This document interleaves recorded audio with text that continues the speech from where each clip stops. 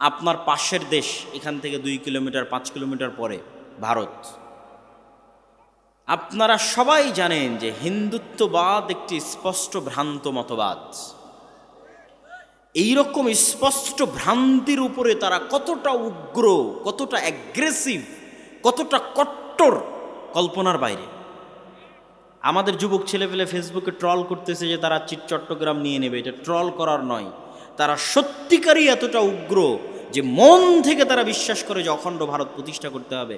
চট্টগ্রাম, রংপুর, গাইবান্ধা, রাজশাহী, খুলনা, বরিশাল, ঢাকা, এগুলো সব তাদের লাগবে, মন থেকে বিশ্বাস করে। ভ্রান্তির উপর থাকার পরও কি পরিমাণ কট্টর হতে পারে। গুজরাতের কসাই 2002 সালে হাজারো মুসলমানের রক্ত যার হাতে রঞ্জিত, তাকে পৃথিবীতে কেউ জঙ্গি সন্ত্রাসী বলে নিষিদ্ধ করতেছে না, সে বহাল তবিয়তে প্রধানমন্ত্রী।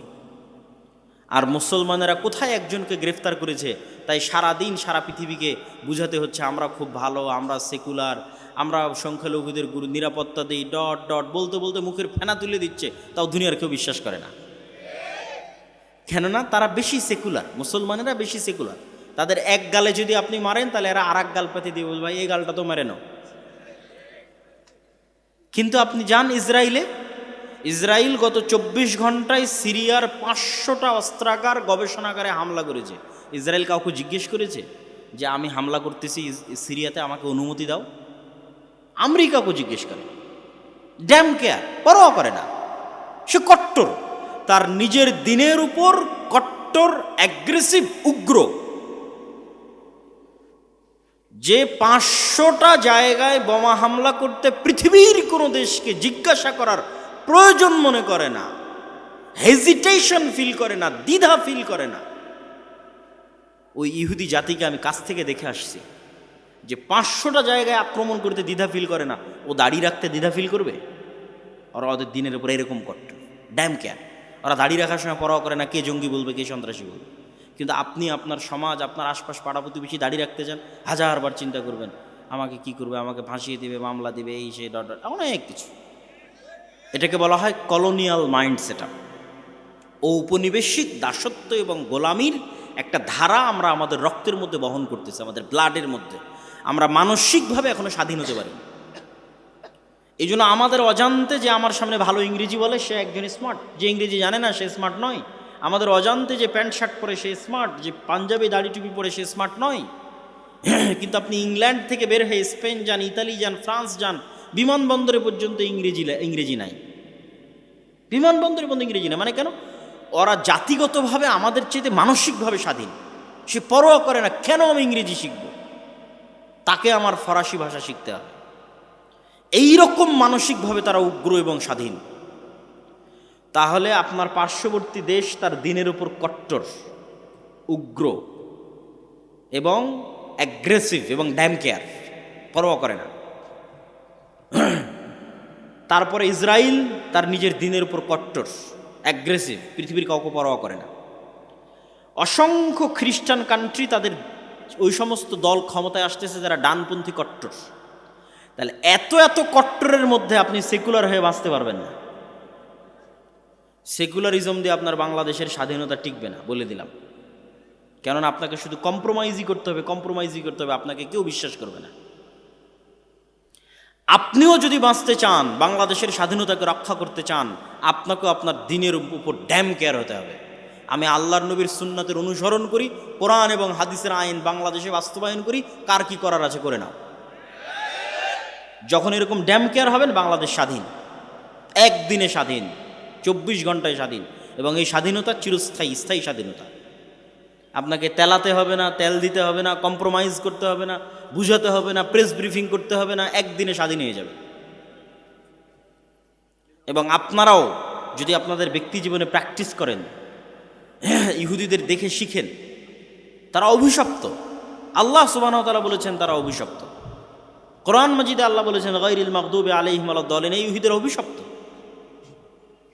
কিন্তু আপনি ভয়ঙ্করভাবে আশ্চর্য হবেন, তারা একটা অভিশপ্ত জাতি হওয়ার পরেও সারা পৃথিবীর মানুষকে ইহুদিরা শিখালো ছেলে হোক মেয়ে হোক দুটি সন্তানই যথেষ্ট। আপনি আমাকে একটা ইহুদি ফ্যামিলি বের করে দিবেন যার একটাই সন্তান অথবা দুটোই সন্তান।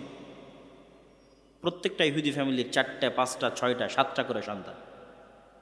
এই জন্য ছোট যে কারগুলো আছে এই কারগুলো তারা ইউজ করে না, তাদের জন্য বড় হাইস গাড়ি নহা, যেটাতে 7-8টা সিট আছে সেই গাড়ি লাগবে, কেননা ফুল ফ্যামিলি যেতে হলে ওই ছোট কারে তো হবে না, এই জন্য বড় গাড়ি বেশি ইউজ করে। সারা পৃথিবীতে ইহুদিরা এই সুদি কারবার প্রচলন করে রেখেছে। কোনো ইহুদির সাথে সুদি লেনদেন করে না, অথচ সারা পৃথিবীর সুদি কারবারের কন্ট্রোল তাদের হাতে, কিন্তু ওরা নিজেরা কখনো সুদি কারবার লেনদেন করে না।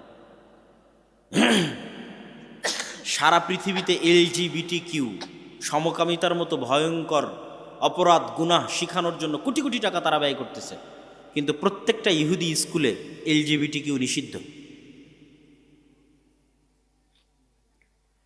এবং সেটা পরোয়া করে না যে এটা আমি নিষিদ্ধ করে রেখেছি তো কে আমাকে কি বলবে, এটা পরোয়া করে না। সম্মানিত উপস্থিতি, এই জন্য ওদের কাছে অনেক কিছু আপনার শিখার আছে যে নিজের দিনের উপর কি পরিমাণ কট্টর হতে হয়। আপনি বাংলাদেশ থেকে বের হয়ে আর একটা খ্রিস্টানের সাথে ঘুরলে আপনি চুল পরিমাণ ধাক্কা খাবেন না।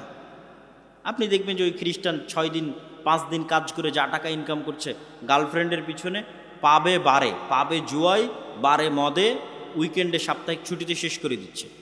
ফলত আপনার কাছে মনে হবে এটাই দুনিয়া, কিন্তু যখন আপনি একটা ইহুদির কাছে যাবেন, ইহুদির সাথে উঠা বসা করবেন, আপনি আশ্চর্য হবেন। আপনার হালালের চাইতে ওর হালাল খাওয়ার রেস্ট্রিকশন বেশি কঠিন। মদ শুকুর খাওয়া তো বহু দূরের কথা, ওর রেস্ট্রিকশনের জ্বালাতে আপনি টিকতে পারবেন না। আপনি বলবেন বাবারে আমরা কত বাছাই করি, তার চাইতে দেখি এরা আরও বেশি বাছাই করে। কি পরিমাণ কট্টর তাদের দিনের উপর। এমন কোনো রেস্টুরেন্ট নাই যে রেস্টুরেন্টে একজন হুজুরকে নিয়োগ দেওয়া নাই, যেই হুজুরের কোনো কাজ নাই, ওই ইহুদি রাবাইর কোনো কাজ নাই, একটাই কাজ হালাল পদ্ধতিতে হচ্ছে কিনা সেটা দেখবে। আপনাদের বালিয়াডাঙ্গি বাজারে যতগুলো রেস্টুরেন্ট আছে মনে করেন প্রত্যেকটা রেস্টুরেন্ট মালিক একটা করে হুজুরকে চাকরি দিয়ে রেখেছে। হুজুরের কি কাজ? শুধু দেখবে যে রেস্টুরেন্টের রান্না কিভাবে হচ্ছে, হালাল অনুযায়ী হচ্ছে, ব্যাস। প্রত্যেকটা ইহুদি রেস্টুরেন্টে একজন করে রাবাই আছে। ডিমটা ভেঙে দিবে রাবাই, গরু মহিষ মুরগি জবাই করে দিবে রাবাই। পুরো নিয়ম কানুন ইহুদি ধর্ম অনুযায়ী পরিচালিত হচ্ছে কিনা তা দেখবে। কী পরিমাণ কট্টর হতে পারে তাদের দিনের উপর। ওদের 90 জন দাড়ি রাখে, আপনাদের কয়জন দাড়ি রাখে? কেন আপনারা দাড়ি রাখার বিষয়ে হেজিটেশন ফিল করেন, আপনারা দ্বিধায় ভোগেন, আপনার দিনের উপর আপনার কট্টরতা নাই, আপনার বিশ্বাস নাই, কিন্তু সে ড্যাম কেয়ার, সে পরোয়া করে না। আপনার পার্শ্ববর্তী দেশ হিন্দু, সে পরোয়া করে না, তার কপালে সিঁদুর দিবে, হাতে বালা দিবে, আরেকজন মুসলমানকে জোর করে বলাবে যে বল জয় শ্রীরাম, পরোয়া করে না, ড্যাম কেয়ার। কিন্তু আপনি কেন ভীতু কাপুরুষ? কেন আপনি হেজিটেশন ফিল করেন আপনার দিনের উপর? আপনি যতদিন হেজিটেশন ফিল করবেন গোলাম থাকবেন। কট্টর হন যে আমার দিনের জন্য আমি জীবন দিয়ে দেবো, যা করার করো। একদিনে স্বাধীন, আজীবনের গোলামি থেকে একদিনে স্বাধীন। এটা গেল 1 নাম্বার, যে আমাদেরকে আমাদের দিনের উপর, আমাদের আল্লাহর নবীর সুন্নতের উপর, আল্লাহ সুবহানাহু ওয়া তাআলার বিধানের উপর উইদাউট এনি কম্প্রোমাইজ কট্টর হতে হবে। কোনো প্রকার ছাড় মিউ ছাড়া কট্টর হতে হবে। এটা আমার দিন, আমি এটা মানবো, এটা আমি চাই। আপনি স্বাধীন হয়ে যাবেন। তারপরে আমাদের করণীয় কি? তারপরে আমাদের করণীয় হচ্ছে আমাদের যুবক সমাজ, আমাদের ছেলে মেয়েরা, তাদের যুবক সমাজ এবং তাদের ছেলে মেয়েদের চেয়ে পিছিয়ে আছে নেশা, মাদকতা, ডিভাইস আসক্তি, mobile, TikTok, Facebook, reels, video game, free fire, PUBG, মদ, জুয়া, বিড়ি, সিগারেট, গাঞ্জা। এগুলোর মধ্যে আমাদের যুবক এবং ছাত্র সমাজ তাদের চারিত্রিক এবং নৈতিক পদস্খলন ঘটিয়ে ফেলেছে। ফলত তাদের প্রোডাক্টিভিটি নাই। মানুষও একটা মেশিন, এই মেশিনের একটা কাজ আছে, তাকে উৎপাদন করতে হবে। আপনারা যারা গার্মেন্টসে কাজ করেন, সেখানে উৎপাদন হয়, কতটা কাপড় তৈরি হলো গণনা করা হয়। আপনি একটা মেশিন, আপনি কি উৎপাদন করছেন? আমাদের যুবক সমাজ কি উৎপাদন করছে? সে তো শুধু সময় নষ্ট করছে। কিন্তু ওই সমস্ত দেশের যাদেরকে আমরা রোজ সকাল সন্ধ্যা গালি দিচ্ছি, গালি দিয়ে লাভ নাই, তারা তাদের সময়কে নষ্ট করে না, তারা তাদের সময়কে কাজে লাগায়, তারা প্রোডাক্টিভ। আর আল্লাহ সুবহানাহু ওয়া তাআলা পৃথিবীকে যেই সিস্টেমে ডেভেলপ করেছেন, ওই সিস্টেমে যদি একটা হিন্দুও চলে, একটা ইহুদিও চলে, আল্লাহ বাধা দিবেন না, ওই সিস্টেম অনুযায়ী তার কাজ হবে। এই কথাটা মনে হয় বুঝলেন না। আল্লাহ পৃথিবীতে সিস্টেম তৈরি করেছে আগুন জ্বালায়। আগুন কি করে? ছুরি কাটে। তো এখন একজন যদি আর একজনের উপর ছুরি কাটে, তো 99% সময় আল্লাহ সুবহানাহু ওয়া তাআলা দেখবেন না কাকে কাটছে। অন্যায় ছুরিকে আল্লাহ কাটার কাজ দিয়ে, যেভাবে আল্লাহ পৃথিবী ডেভেলপ করেছে, আর একজন কাটছে, কেটে যাবে। ওই অনেক স্বল্প সময় ইতিহাসে এক একটা দেখানোর জন্য ইব্রাহিম আলাইহিস সালাতু ওয়াস সালামকে আগুনে ফেলে দেওয়া হয়েছে, জ্বলেনি। এক একটা দেখানোর জন্য, আল্লাহর ক্ষমতা, মুজিজা দেখানোর জন্য। কিন্তু আসলে আপনি মুমিনকে ফেলেন, মুসলিমকে ফেলেন, তাহাজ্জুদ গুজারকে ফেলেন, আল্লাহ পৃথিবী ডেভেলপ করেছে এইভাবে যে আগুনে ফেললে আগুন জ্বালিয়ে দিবে। কাকে ফেললো এটা দেখার বিষয় নয়, আগুনে ফেললে জ্বলবে। তো আল্লাহ সুবহানাহু ওয়া তাআলা পৃথিবী ডেভেলপ করেছে যে জ্ঞানে, বিজ্ঞানে, প্রযুক্তিতে যত বেশি এগিয়ে যাবে পৃথিবীতে ক্ষমতা তার থাকবে। তখন জ্ঞানে খ্রিস্টান আগিয়ে গেল কি মুসলমান আগিয়ে গেল, আল্লাহ সুবহানাহু ওয়া তাআলা ওটা দেখবেন না। পরিশ্রম করে জ্ঞানে ইহুদি আগিয়ে গেছে, পৃথিবী ওদের। পরিশ্রম করে জ্ঞানে আমেরিকা এগিয়ে গেছে, পৃথিবী ওদের। মুসলমানের সন্তান পরিশ্রম করে না, মদ জুয়া আড্ডা নিয়ে ব্যস্ত থাকে, তো ওরা গোলাম। তো আল্লাহর সহযোগিতা, তাহলে বলবেন যে আল্লাহ যে আমাদের ভালোবাসে, সহযোগিতাটা কোথায় আসবে? আসবে যখন আপনি ওই মদ জুয়া নেশা ছেড়ে দিয়ে আপনিও প্রোডাক্টিভ হবেন, ডাই হার্ট অন্তর থেকে আপনিও চেষ্টা করতেছেন আমিও সাকসেসফুল হতে চাই, আপনিও জ্ঞান বিজ্ঞান প্রযুক্তির জগতে লড়াই করে যাচ্ছেন, যেই যেই সিস্টেমে আল্লাহ পৃথিবী ডেভেলপ করেছে ওই সিস্টেমে আপনিও দৌড়াচ্ছেন, চেষ্টা করতেছেন অন্তর থেকে, তাহলে একজন ইহুদি অথবা ইসরায়েল অথবা আমেরিকার কাছে শতভাগ সক্ষমতা আছে। শতভাগ সক্ষমতা থাকার পর সে হয়তো 90% চেষ্টা করতেছে। আপনার কাছে 50% সক্ষমতা আছে, আপনিও 90% চেষ্টা করতেছেন। আর 50% সক্ষমতা না থাকলেও আল্লাহ আপনাকে বিজয় করে দিবে। আল্লাহ আপনাকে কি করে দিবে? বিজয় করে দিবে। এই জায়গায় তখন আপনি আল্লাহর দয়া এবং রহমত পাবেন। কিন্তু আপনি যদি চেষ্টা না করেন, তার আগ পর্যন্ত দয়া রহমত পাবেন না, তার আগ পর্যন্ত গোলাম থাকবেন। তাহলে আমাদের যুবক সমাজ এবং ছাত্র সমাজ, ইয়াং জেনারেশন, তাদেরকে অবশ্যই তারা যে অন্ধকার জগতে ফেঁসে আছে, তারা যে জ্ঞানের পিছনে ইনভেস্ট করে না। আমি ইংল্যান্ডে 1 বছর ছিলাম, পার্কে যাই, বিশ্ববিদ্যালয়ে যাই, ট্রেনে উঠি, বিমানে উঠি, বাসে উঠি, কাউকে না কাউকে দেখি বই হাতে নিয়ে পড়তেছে। ওদের দেখে আমি নিজেকে লজ্জিত বোধ করতাম যে সে মুমিন নয়, কিন্তু সে পড়তেছে, সে বেপরদা অবস্থায় আছে, কাফেরা, সে পড়তেছে। তাহলে আমি একজন মুমিন হয়ে আমি পড়তেছি না? তখন ওদের দেখা দেখে আমিও যাত্রাপথে পড়া শুরু করেছিলাম যে, এবং অনেক বই আমি তখন ওই ইংল্যান্ডে থাকা অবস্থায় সফরের মধ্যে পড়ে শেষ করেছি। কিন্তু বাংলাদেশে আসার পর এখন পর্যন্ত আর কোথাও দেখলাম না যে একটা মানুষ কোথাও বই হাতে নিয়ে পড়তেছে। তখন আমার মধ্যে থেকে ওই স্বভাবটা হারিয়ে গেছে।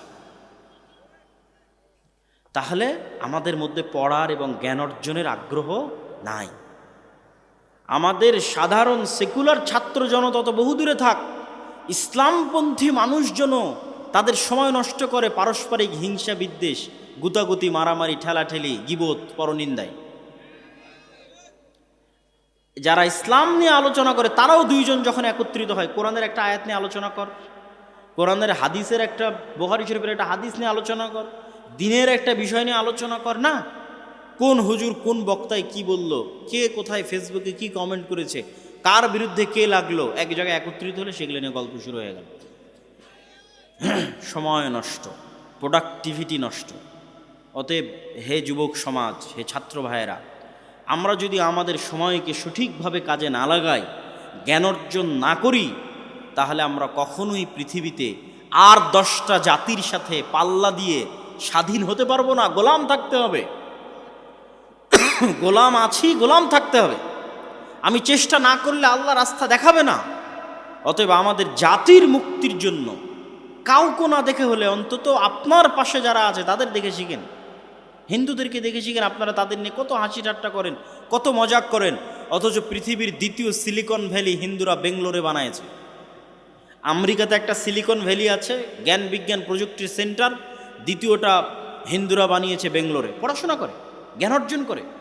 অতএব তাদের কিনে ট্রোল করে হাসি ঠাট্টা করে লাভ নেই। আপনারা পড়েন, শিখেন, জ্ঞান অর্জন করেন, টেক্কা দেন পৃথিবীর সাথে, না হলে আমাদেরকে গোলাম থাকতেই হবে। আমি আমার বক্তব্যের সারমর্ম করতে চাই। শুরুতে কি বলেছিলাম মনে আছে? সব হয়তো ভুলে গেছে। শুরুতে বলেছিলাম যে আজকে এখনই 2 বছরের মধ্যে 1 বছরের মধ্যে ভোট করে ক্ষমতায় যেতে হবে, এই চিন্তা বাদ দিয়ে চিন্তা করতে হবে 100 বছর পর ইসলাম বাংলাদেশের ক্ষমতায় আসবে কোনো কম্প্রোমাইজ ছাড়া এবং স্থায়ীভাবে। তার জন্য কি করা লাগবে সেটা করেন। 100 বছর পর ইসলাম বাংলাদেশের ক্ষমতায় আসবে উইদাউট এনি কম্প্রোমাইজ এবং স্থায়ীভাবে। তার জন্য কি করা লাগবে? তার জন্য শক্তিশালী প্রতিষ্ঠান লাগবে, শক্তিশালী মিডিয়া লাগবে, শক্তিশালী অর্থনৈতিক প্রতিষ্ঠান লাগবে। সেগুলো প্রতিষ্ঠা করার পিছনে আমাদের সময় এবং শ্রম দিতে হবে। তারপরে কি তুলে ধরেছি? তারপরে আপনাদের সামনে তুলে ধরেছি যে আমাদের ব্যক্তিগত সামাজিক জীবনে ন্যায়পরায়ণতা যদি না থাকে, আমরা কখনোই আল্লাহর দয়ায় ক্ষমতায় যেতে পারবো না। অতএব আমাদের ব্যক্তিগত জীবনে কি লাগবে? ন্যায়পরায়ণতা লাগবে। এবং ন্যায়পরায়ণতার উদাহরণ দিতে গিয়ে বলেছি, আমরা আমাদের স্ত্রীদের সাথেও ন্যায়পরায়ণ নই। আপনি জিজ্ঞেস করেন আপনি আপনার স্ত্রীর সাথে ন্যায়পরায়ণ কিনা। আপনার বউকে জিজ্ঞেস করেন সে তার শাশুড়ির সাথে ন্যায়পরায়ণ কিনা। শাশুড়িকে জিজ্ঞেস করেন সে তার বৌমার সাথে ন্যায়পরায়ণ কিনা। সমাজে যত অশান্তি, ফিতনা এবং ফাসাদ বিরাজ করছে তার প্রত্যেকটা কারণ হচ্ছে ন্যায়পরায়ণতা না থাকা। ইসলামী দলে দলে মারামারি, মাদ্রাসায় মাদ্রাসায় মারামারি, হুজুরে হুজুরে মারামারি, এগুলো একটাও ফতোয়ার কারণে নয়, ডাহা মিথ্যা কথা। কোনো ফতোয়ার সমস্যা নাই, ন্যায়পরায়ণতা নাই। হয় দলের আমির জালেম, না হয় মামুর জালেম। হয় দলের আমির মাজলুম, না হয় মামুর মাজলুম। হয় দলের আমির মিথ্যুক, না হয় মামুর মিথ্যুক। হয় মসজিদের সভাপতি জালেম, না হয় মসজিদের ইমাম সাহেব জালেম। হয় মসজিদের সভাপতি মাজলুম, না হয় ইমাম সাহেব মাজলুম।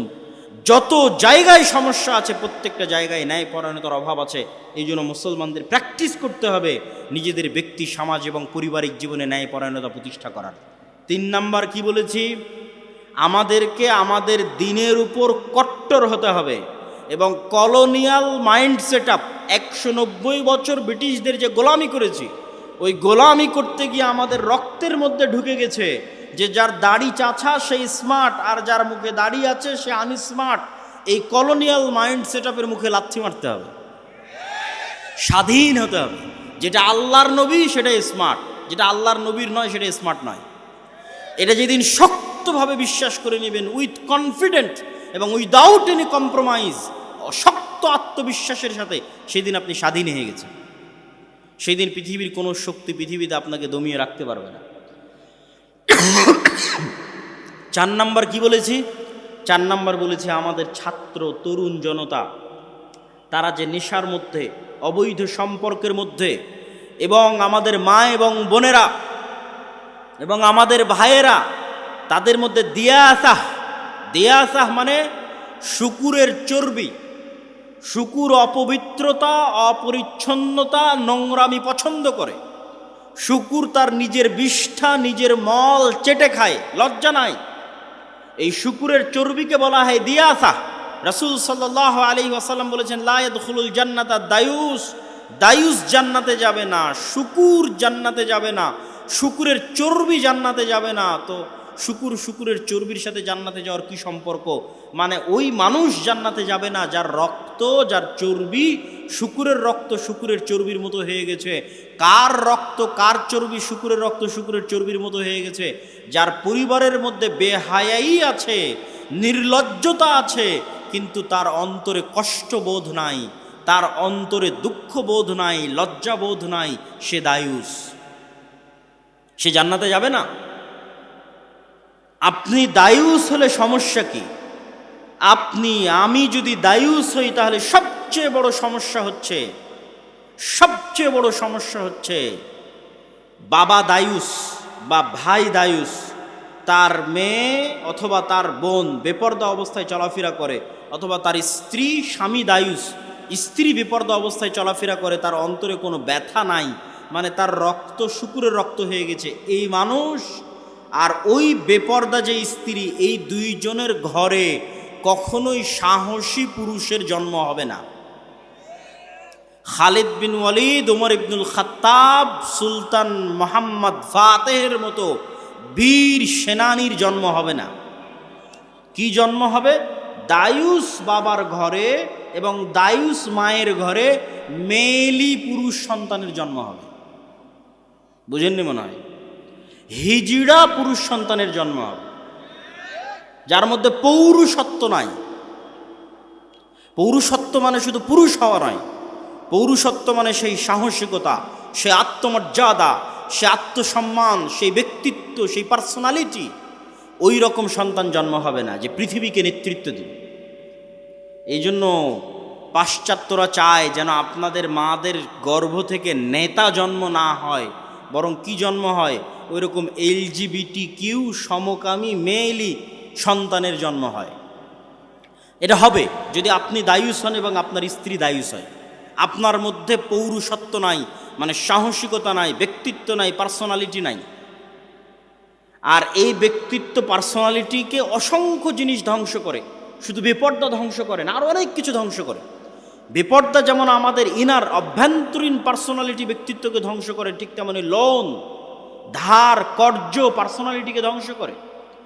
ইসলামে অর্থনৈতিক মূল্যবোধের 1 নাম্বার পয়েন্ট হচ্ছে আল কানাআহ, অল্পে সন্তুষ্ট থাকা।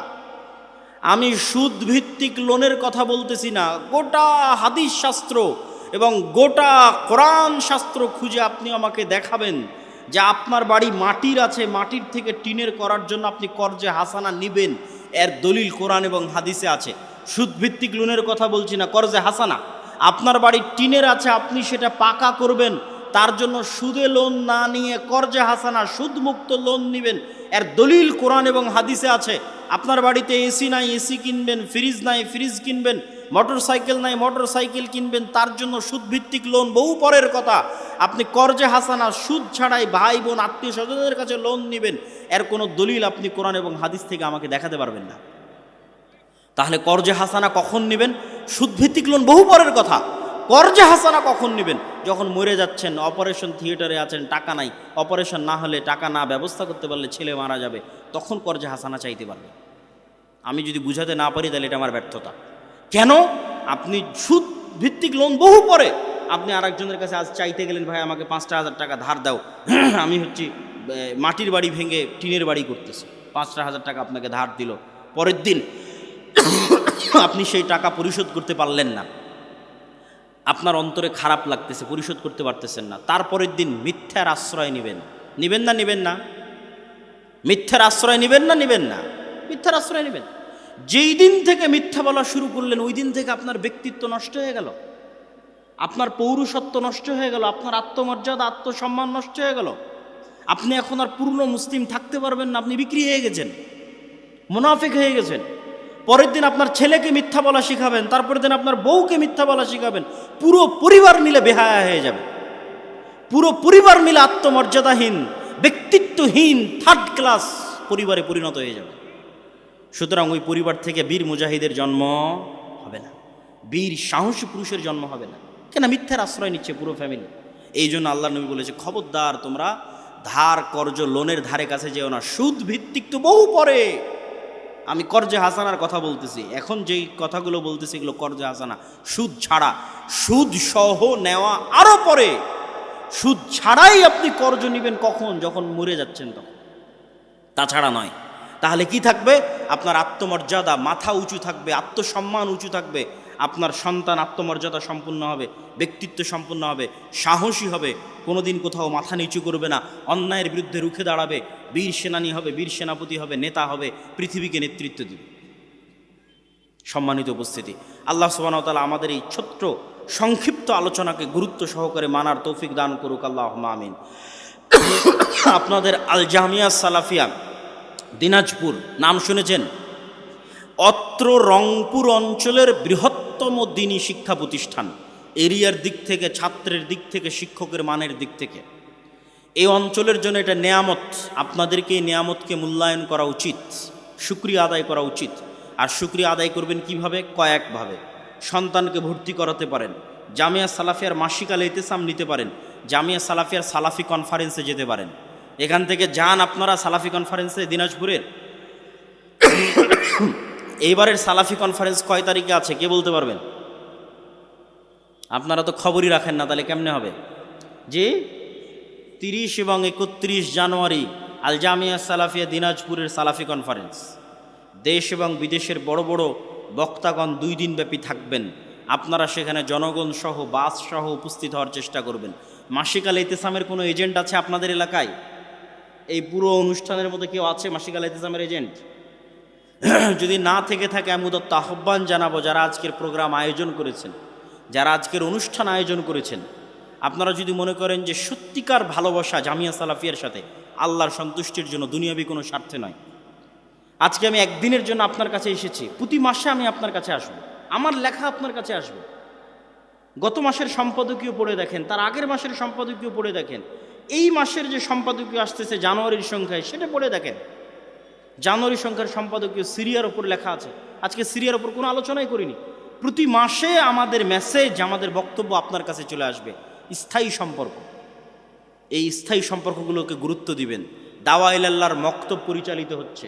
400টার মতো মক্তবের মধ্যে জাতীয় মক্তব প্রতিযোগিতা আয়োজন হয়েছে। এই সকল মক্তবের শিক্ষকদের যাতায়াত খরচ দিয়ে জামিয়া সালাফিয়া ডাঙ্গিপাড়াতে আমরা প্রশিক্ষণ দিয়েছি, সিলেবাস দিয়েছি। তাহলে এই মক্তবগুলোর মতো যদি আপনারা আপনাদের মক্তব পরিচালিত না করেন, এত সুযোগ সুবিধা দেওয়ার পরও, তাহলে দায়ী আমরা না, আপনারা। আপনার ইমাম আমার জামিয়া সালাফিয়া থেকে ট্রেনিং দিবে, এর জন্য টাকা লাগবে না, আমি যাতায়াত খরচ দিব। ওখানে থাকা থেকে খেয়ে ট্রেনিং নিবে, তার থাকা খাওয়া খরচ আমি দিব। কেন আপনারা আপনাদের মক্তবের ইমামদের পাঠাচ্ছেন না? যারা জালসার আয়োজন করেছেন, তারা যাদের সাথে যোগাযোগ করছেন আমাদের অফিসে, তাদের সাথে যোগাযোগ করে অবশ্যই জরুরি ভিত্তিতে আপনাদের আশেপাশের মক্তবের শিক্ষকদের রাজশাহীতে ট্রেনিংয়ে পাঠান। দেখবেন ট্রেনিং নিয়ে আসার পরে গ্রাম পরিবর্তন হয়ে গেছে। গ্রামের ছোট ছোট বাচ্চাদের দিন শিক্ষা পরিবর্তন হয়ে গেছে।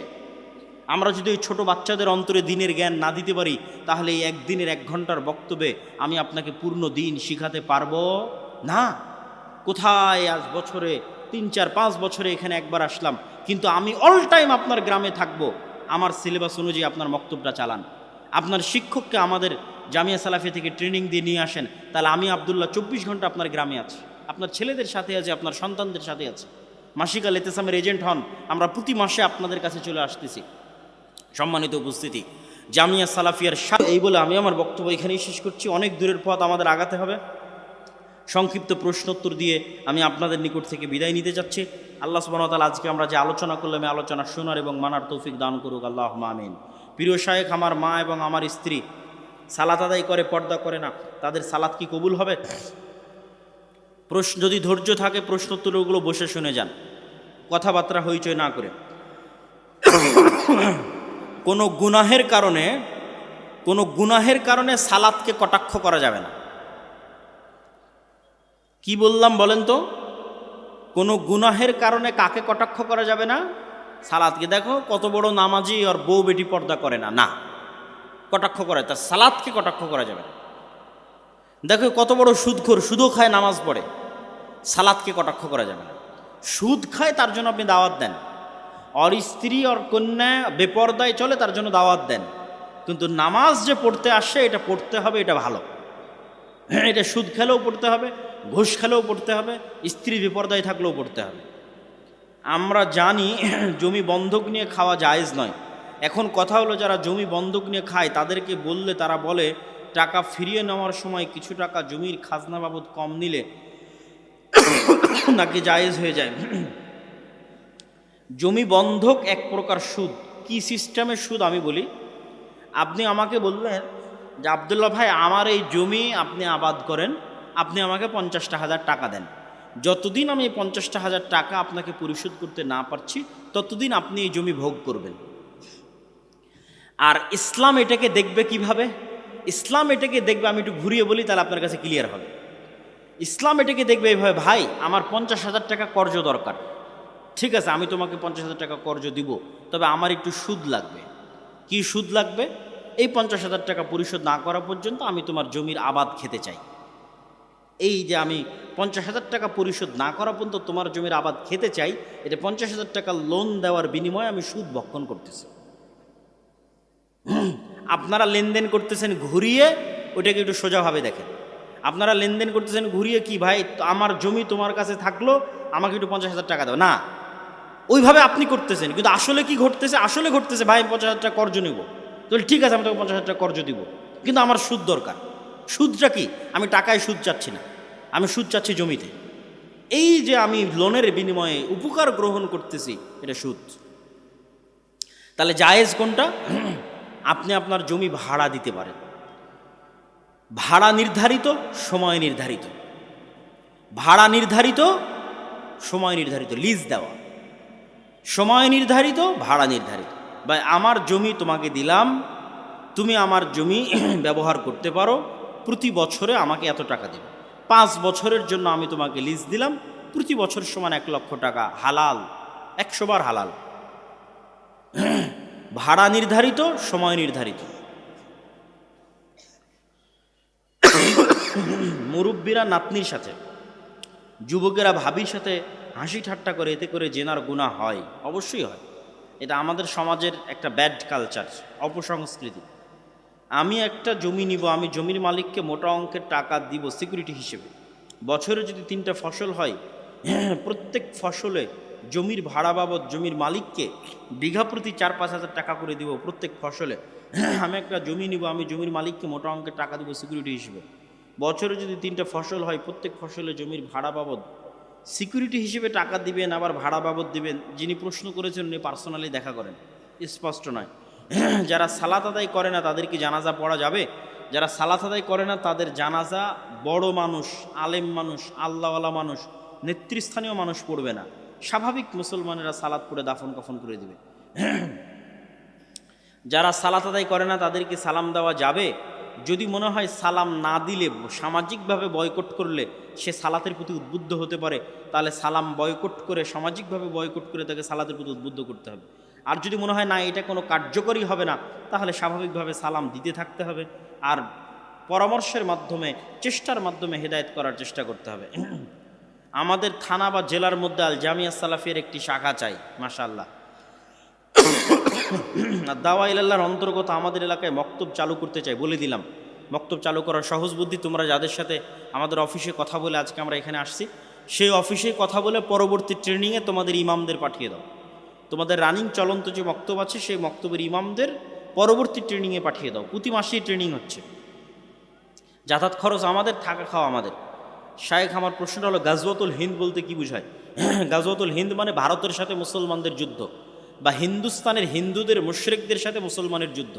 গাজওয়াতুল হিন্দ আগেও হয়ে থাকতে পারে, ভবিষ্যতেও হতে পারে, এটা অস্বাভাবিক কিছু নয়। গাজওয়াতুল হিন্দের কথা হাদিসে আছে। অতীতেও গাজওয়াতুল হিন্দ হতে পারে, কেন অতীতেও এই ভারতে হিন্দু মুশরিকরা বসবাস করত, মুসলমানেরা বহু যুদ্ধে লিপ্ত হয়েছে। মাহমুদুল হাসান গাজনবী থেকে শুরু করে অসংখ্য মুসলমান ভারতে যুদ্ধ করেছে।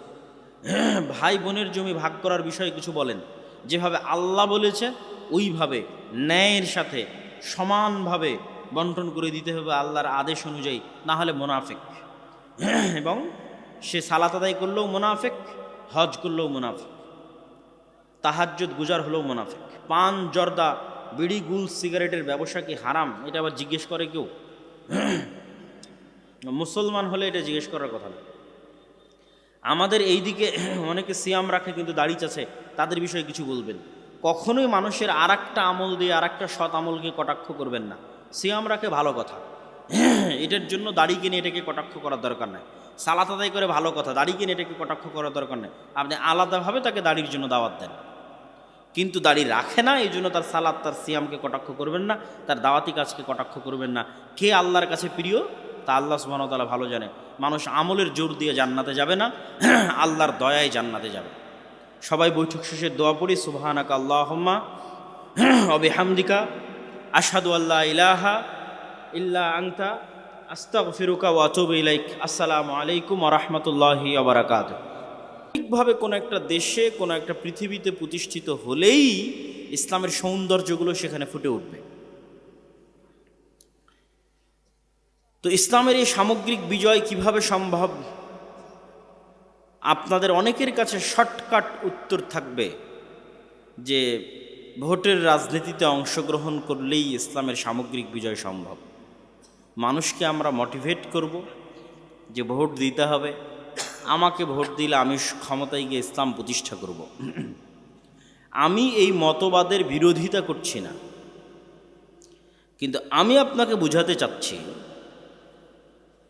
যে এখন যারা ক্ষমতায় আছে তারা কি ভোটের মাধ্যমে ক্ষমতায় এসেছে?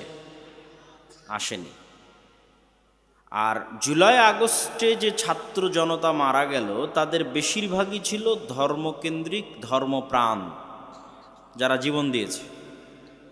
কিন্তু এখন যে সরকার গঠিত হলো, এই সরকারে ইসলামপন্থীদের শক্তিশালী কোনো স্টেক নাই। কেন নাই? তাহলে ইসলামপন্থীরা জীবন দিল, তাদের স্টেক নাই। তার কারণ হচ্ছে ইসলামপন্থীদের এরকম জনস্রোত আছে, লক্ষ লক্ষ ভোটার আছে,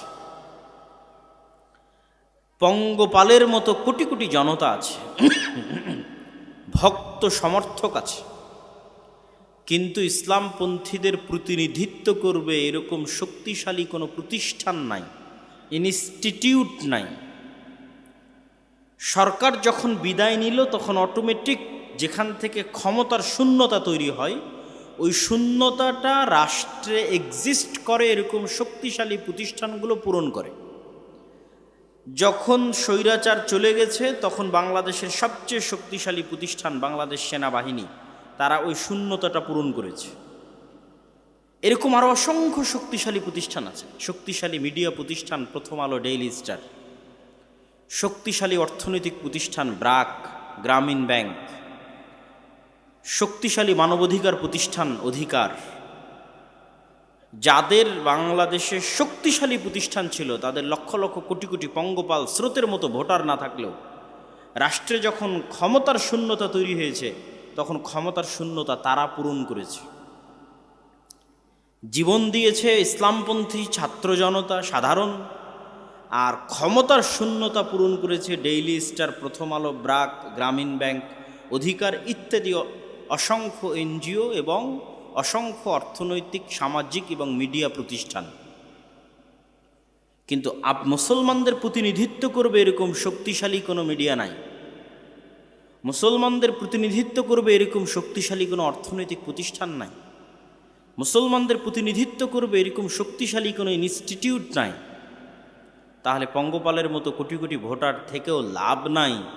তার প্রমাণ হচ্ছে 5ই আগস্টে ইসলামপন্থীরা সরকার গঠন করতে পারেনি।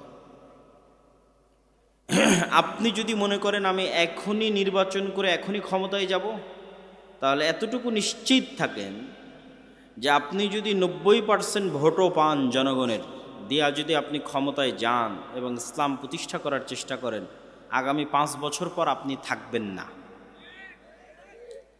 এটা হচ্ছে যখনই আপনি শর্ট টার্ম পরিকল্পনা করে সামনে আগাবেন। মুসলমানদের সবচেয়ে বড় সমস্যা হচ্ছে মুসলমানেরা ক্ষণস্থায়ী স্বল্প মেয়াদী পরিকল্পনা করে, দীর্ঘস্থায়ী সুদূর প্রসারী কোনো পরিকল্পনা মুসলমানদের নাই। আমাকে এখনই ক্ষমতায় যেতে হবে, এখনই লক্ষ লক্ষ মানুষ ভোট দিয়ে আমি ক্ষমতায় চলে যাব। কিন্তু আমি এখনই লক্ষ লক্ষ মানুষের ভোটে ক্ষমতায় গেলে 5 বছর পর যারা ক্ষমতায় থাকবো না, এটা আমার মাথায় নেই। আমার তো এই চিন্তা করা উচিত যে আমি ইসলামকে বাংলাদেশে যেই দিন ক্ষমতায় নিয়ে যাব সেই দিন 2টা জিনিস ঘটবে। এক, উইদাউট এনি কম্প্রোমাইজ ইসলাম বাংলাদেশের ক্ষমতায় আসবে। 2, চিরস্থায়ীভাবে আসবে। 2 বছরের জন্য, 5 বছরের জন্য নয়, স্থায়ী। এটা হচ্ছে ইসলামের থিওরি। ইসলাম চায় এভাবে ক্ষমতায় আসতে, চুক্তিবদ্ধ হয়ে নয়, তোমার সাথে কম্প্রোমাইজ করে নয়, আদর্শগত কম্প্রোমাইজ করে এবং সময়গত কম্প্রোমাইজ করে ইসলাম ক্ষমতায় আসতে পারে না। ইসলাম ক্ষমতায় আসবে আইডিওলজিক্যাল উইদাউট এনি কম্প্রোমাইজ এবং স্থায়ীভাবে। তো মুসলমানদের সমস্যা হচ্ছে তারা স্বল্পমেয়াদী কাজ করে এবং রিয়্যাক্ট করে। অন্যরা সুদূর প্রসারী 100 বছরের পরিকল্পনা করে কাজ করে। তো 100 বছরের পরিকল্পনা করে যে কাজ করতেছে ওই কাজের একটা অংশ হঠাৎ করে আপনার সামনে প্রকাশ পেয়ে গেছে। হঠাৎ করে যখন আপনার সামনে প্রকাশ পেয়ে গেছে তখন আপনারা এরকম লক্ষ জনতা লিল্লাহি তাকবীর আল্লাহু আকবার বলে রাস্তায় নেমে গেলেন। এটাকে বলে রিয়্যাক্ট করা। আপনি সুদূর প্রসারী কোনো পরিকল্পনা তো করতে পারেন না, ওরা সুদূর প্রসারী পরিকল্পনা করছে, ওদের পরিকল্পনার কোনো অংশ যখন প্রকাশ পেয়ে যাচ্ছে আর আপনার কাছে মনে হচ্ছে এটা ইসলাম বিরোধী, তখন আপনি শুধু প্রতিক্রিয়া দেখালেন, রিয়্যাক্ট করলেন, মিছিল, মিটিং, বক্তব্য, লিল্লাহি তাকবীর, আল্লাহু আকবার দিয়ে ওই পর্যন্তই শেষ। আপনি যে আবার পাল্টা কোনো সুদূর প্রসারী পরিকল্পনা করবেন, এটা নাই।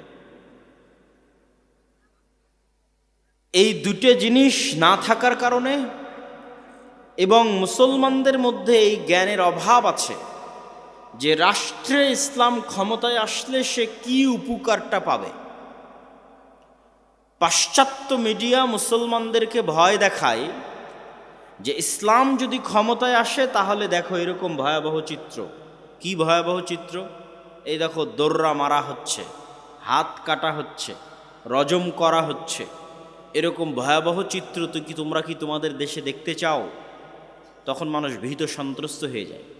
কিন্তু ইসলামের এটিই যে একমাত্র চেহারা নয়, বরং ইসলামের আরেকটা চেহারা আছে যে ইসলাম যদি রাষ্ট্র ব্যবস্থায় প্রতিষ্ঠিত হয় তাহলে এটি হবে পৃথিবীর সর্বশ্রেষ্ঠ কল্যাণমূলক, মানবসেবী, ন্যায়পরায়ণ, ইনসাফ প্রতিষ্ঠাকারী রাষ্ট্র। এই জিনিসগুলো প্রত্যেকটার অসংখ্য ব্যাখ্যা আছে। ন্যায়পরায়ণ, ইনসাফ প্রতিষ্ঠাকারী মানে কি? ন্যায়পরায়ণতা কি? ইনসাফ কি? মুসলমানেরা তো এই ছোট্ট জিনিসটাই জানে না যে ন্যায়পরায়ণতা কি। তাহলে সে কেমনে বুঝবে যে একটা ন্যায়পরায়ণ রাষ্ট্র কেমন হয়? এটা সে কল্পনা, আপনার কল্পনার দৃষ্টিতে আপনারা দেখতে পারেন না যে ন্যায়পরায়ণ ভিত্তিক রাষ্ট্র কীরকম হতে পারে। কেন? মুসলমানদের ব্যক্তি জীবনে ন্যায়পরায়ণতা নাই।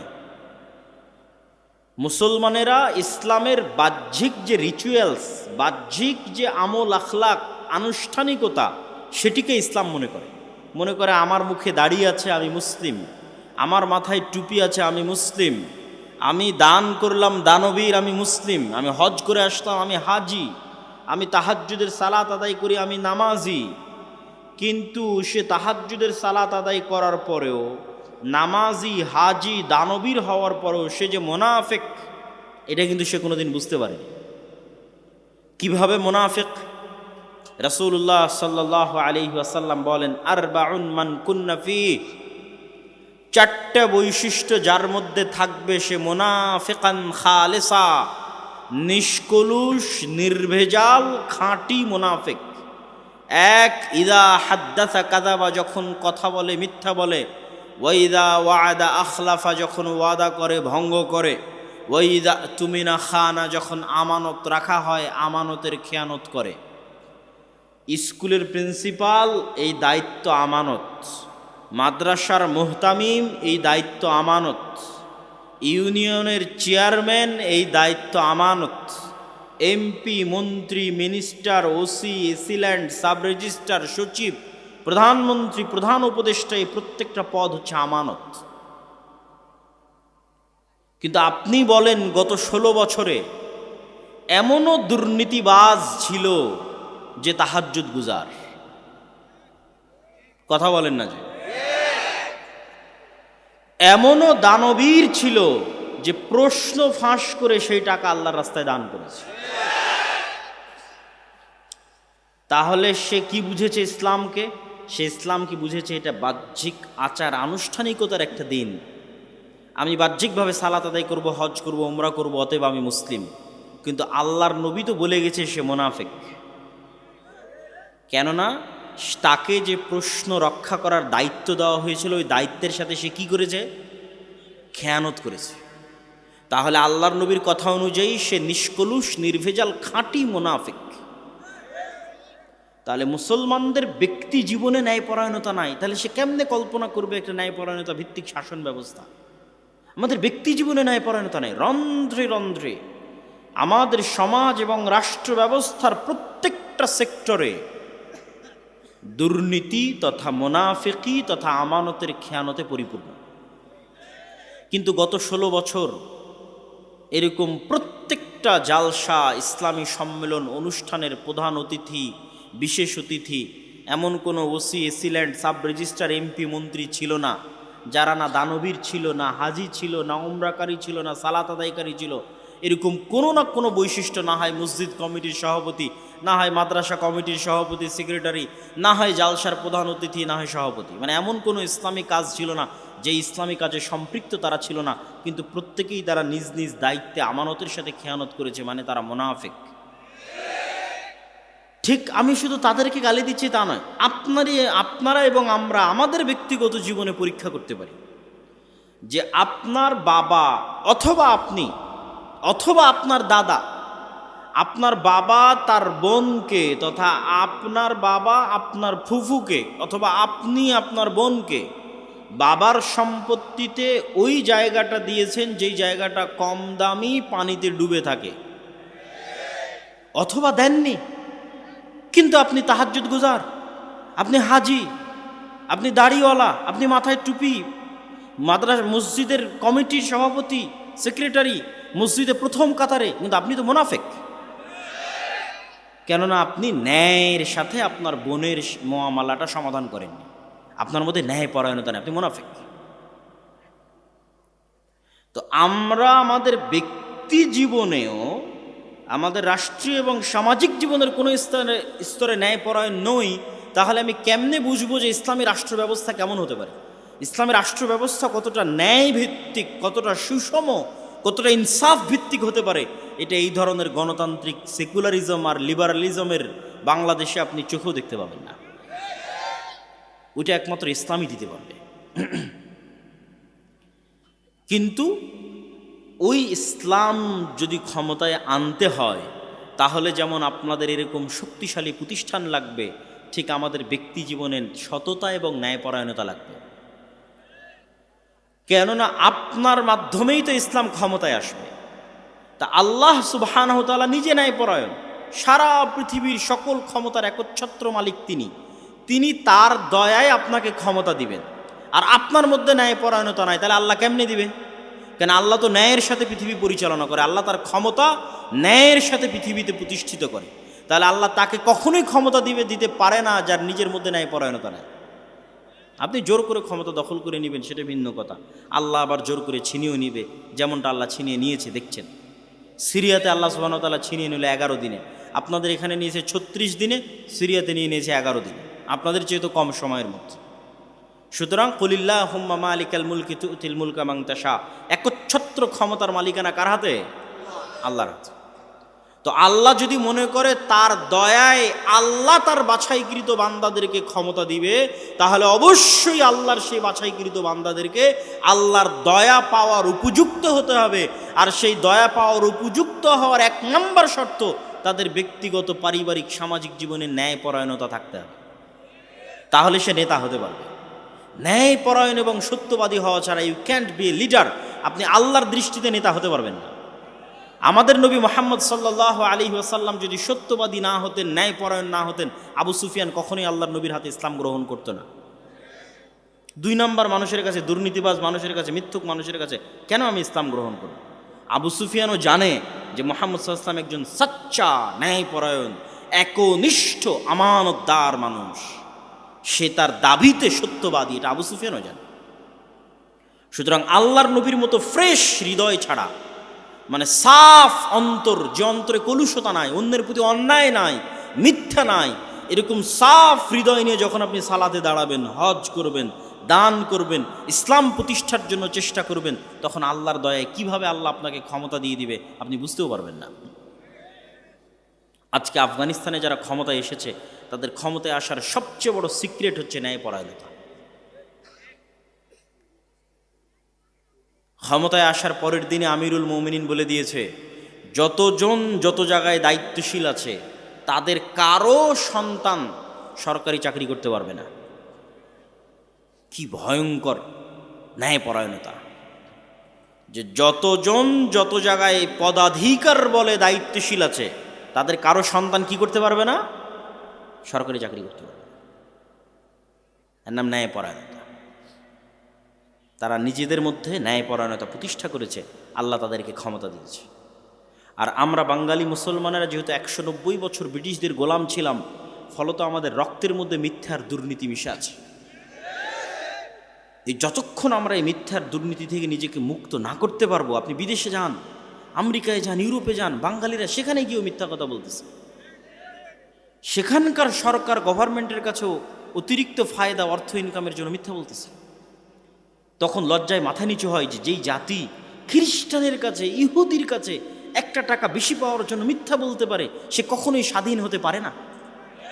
তার ভাগ্যে জিল্লতি এবং গোলামি আছে, জিল্লতি এবং গোলামি তাকে বহন করতে হবে, অপমান এবং দাসত্ব আছে, বহন করতে হবে। আপনি স্বাধীন তখন যখন আপনি সত্যবাদী এবং ন্যায়পরায়ণ। বাংলাদেশে গণতন্ত্র কেন কাজ করে না, আর আমেরিকা এবং ইংল্যান্ডে গণতন্ত্র কেন কাজ করে?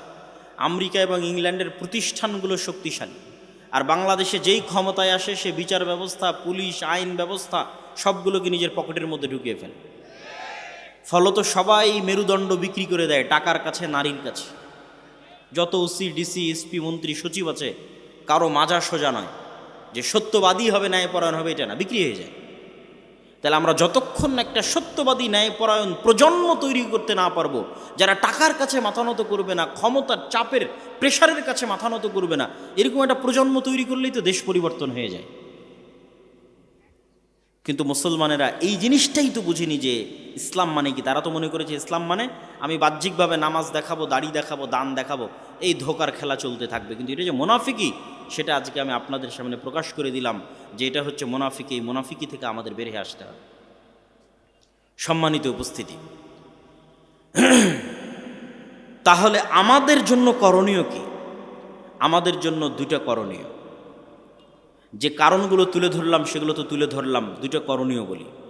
এক, নিজের দিনের উপর কট্টর হওয়া ছাড়া আপনি প্রকৃত স্বাধীনতা কখনোই পাবেন না। নিজের দিনের উপর কট্টর হওয়া মানে